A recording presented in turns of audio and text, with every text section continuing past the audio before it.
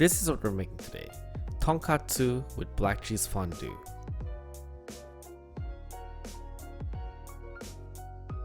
First, we're gonna make our cabbage salad. We're gonna take our leftover cabbage from our last video and we're gonna cut it into a quarter. That quarter head of cabbage is gonna get sliced on the mandolin. I'm super excited about this video. I learned 2 new things about cooking when I was creating this video.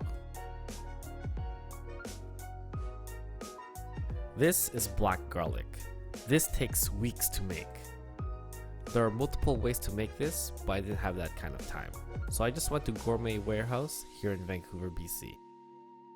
These 2 cloves of garlic cost me 12 bucks. Anyways, today we're making one of Soma's creations. And a common thing about Soma's cooking is that he loves to fuse techniques and dishes from other countries together. And with this black cheese fondue, the way I interpreted it, Soma is fusing 3 concepts, and the first concept is a black garlic oil from the Japanese mayu. We're not making a traditional mayu here, we're just taking the concept. So in a mortar and pestle, we're going to add in 2 bulbs of black garlic and a 1/4 cup of olive oil. We're going to smash it all together until it turns into a paste. If you guys want to learn how to make black garlic at home, it's very simple. All you need is a rice cooker. You simply put a bulb of garlic in a rice cooker for 10 days on warm. Do not open it, and after 10 days, you'll have a black garlic. What's so special about black garlic, you say? Well, it has a subtle tangy flavor, and scientists have found out that it has many health benefits. If you want to know what those health benefits are, Google it. And this is our black garlic oil. Now for the next concept. This is an eggplant. We're going to take the concept of a baba ganoush, which is a Lebanese dip made out of eggplant, tahini, and olive oil. In the anime, Soma grills the eggplant on a Japanese charcoal grill, but I don't have one of those, so we're going to use my stovetop. And to give the eggplant a charcoal flavor, we're going to use a secret ingredient. Anyways, we're going to char the crap out of this until the whole outer layer was black. You want to burn it. And this is what it looks like after charring. Next, we're going to cut this eggplant in half to see if it's cooked.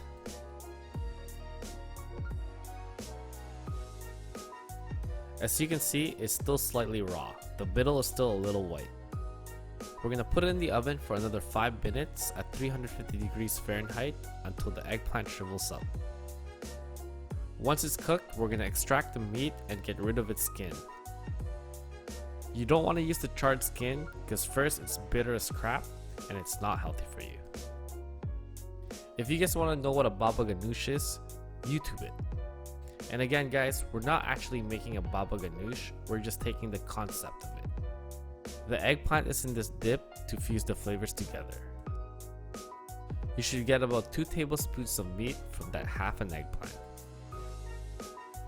Next, in a blender, we're going to put in half an eggplant, 1 tablespoon of black sesame seeds instead of tahini spice, 2 tablespoons of black garlic oil, and to make it blend better, we're going to add in a 1/4 cup of canola oil. We're going to give this a 30-second blitz and then add in our secret ingredient. We're going to put in 1 tablespoon of active charcoal. This will give our fondue that slight charcoal flavor, but it will also give it a very dark color. If you guys don't know what active charcoal is, look it up, but it's supposed to be healthy for you. But don't quote me on that, I don't actually know. But this is definitely edible. Anyways, this is what the fusion of our garlic oil and our baba ganoush looks like. We're going to season it with a teaspoon of salt, give it a little mix, then give it a taste.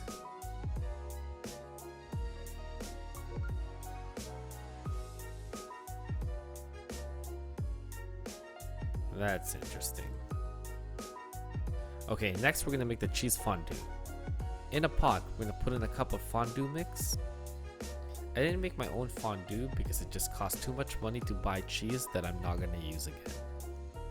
And this fondue mix is perfect all the time. Look how cheesy that looks. Next, we're gonna fuse all three concepts together. In this pot is a fusion of mayu, baba ganoush, and fondue. We're gonna give it a mix until this sauce turns all black.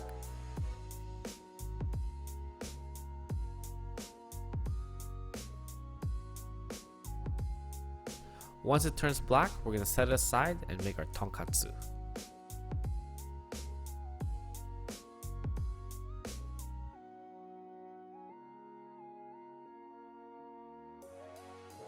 Alright, first we're gonna pound the crap out of our meat.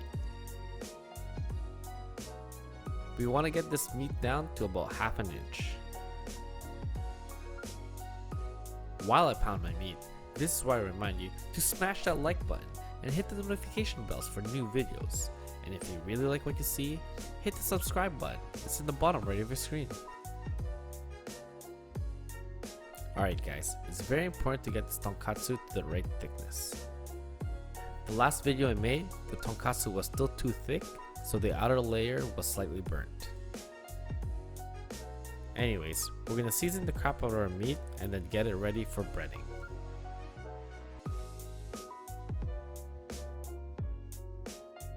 It's gonna go through a breading station of flour, egg yolks,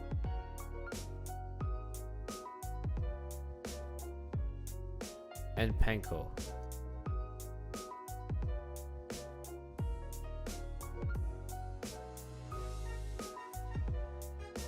Alright, so here we're going to be doing something very interesting. We're going to fill the skillet up with oil, but instead of waiting for it to heat up, we're going to put our breaded pork into cold oil. This is what they did in the anime, and the reason was because it will make the pork a lot more tender, and it will make it crispier without the greasiness. Now you guys gotta understand, in all the years that I've been cooking professionally, this is exactly what they tell you not to do. And the reason was, if the oil was not hot enough, the meat and the breading absorbs all the grease, making the product a lot oilier.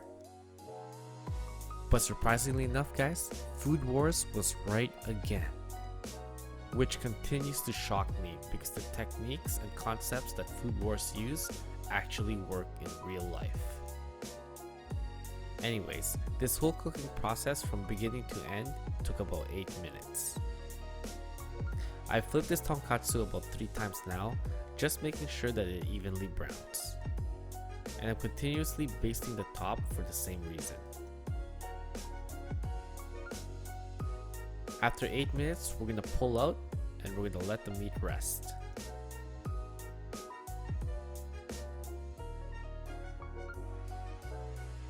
This is what it looks like 5 minutes after the fryer. It's not greasy at all. Damn culinary school lied to me. Anyways, we're gonna cut them up to little strips and then get ready for plating.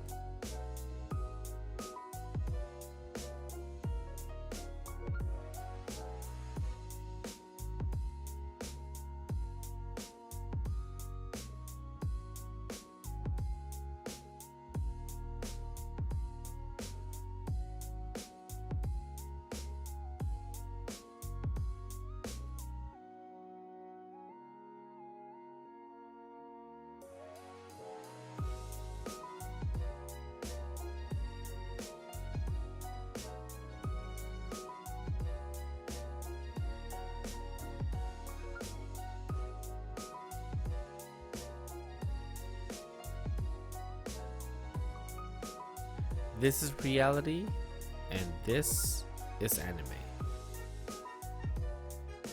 Alright, it's time to eat. We're gonna taste this sauce right away. I mean, it's exactly what you'd imagine it to be. It's garlicky and it's cheesy.